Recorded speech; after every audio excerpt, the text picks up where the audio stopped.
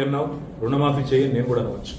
మగాడివైతే Rythu Bharosa start చేయి 70 లక్షల రైతుల ఖాతాల్లో డబ్బులే నేను కూడా అడగవచ్చు. మగాడివైతే మహాలక్ష్మి స్టార్ట్ చేయి 1,67,00,000 మంది ఆడబిడ్డలు ఉన్నారు, నెలకు 2,500 ఇస్తానన్నావు స్టార్ట్ చేయి నేను కూడా అడగవచ్చు. కానీ నేను ఇవన్నీ ఏమనట్లేదు. ఒక్క సీట్ అయినా గెలవము అనే మాట మాట్లాడావు కదా. నీకు నిజంగానే దమ్ముంటే రేవంత్ రెడ్డి గారు నేను సవాల్ చేస్తా ఉన్నా, నేను నా సిరిసిల్ల ఎమ్మెల్యే పదవికి రాజీనామా చేసి వస్తా. నువ్వు నీ ముఖ్యమంత్రి పదవికి కొడంగల్ ఎమ్మెల్యే పదవికి రాజీనామా చేసిరా. నీ సిట్టింగ్ సీటు మల్కాజ్గిరిలో ఇద్దరం కొట్లాడదాం. ఆ ఒక్క సీట్లోనే తేల్చుకుందాం. ఈ రాష్ట్రం అంతా అతలాకుతలం చేయాల్సిన అవసరం లేదు. ఆ ఒక్క సీట్లోనే నేను వస్తాను మా పార్టీ తరఫున, నీ తరఫున నువ్వురా నీ కాంగ్రెస్ పార్టీ తరఫున.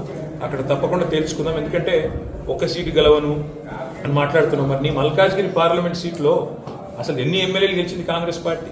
గుండు సున్నా. ఎంతమంది కార్పొరేటర్లు గెలిచారు నీ మల్కాజ్గిరి పార్లమెంట్ పరిధిలో? కాబట్టి గెలుపు ఓటములు అనే వాటిని పట్టుకొని దాన్ని ఎక్కువగా ఊహించుకొని తన శక్తి సామర్థ్యాలు తాను ఎక్కువ ఊహించుకొని ఇవాళ మాట్లాడుతున్న రేవంత్ రెడ్డి గారికి నిజంగానే ధైర్యం ఉంటే, నిజంగానే దమ్ము ఉంటే, తెగువ ఉంటే నువ్వురా కొడంగల్ ఎమ్మెల్యే పదవికి రాజీనామా చేయి, ముఖ్యమంత్రి పదవికి రాజీనామా చేయి. మన మల్కాజ్గిరిలో నీ పార్టీ అభ్యర్థిగా నువ్వురా, నేను కూడా నా ఎమ్మెల్యే పదవికి రాజీనామా చేసి నేను కూడా వస్తాను. అక్కడే తెచ్చుకుంటాను.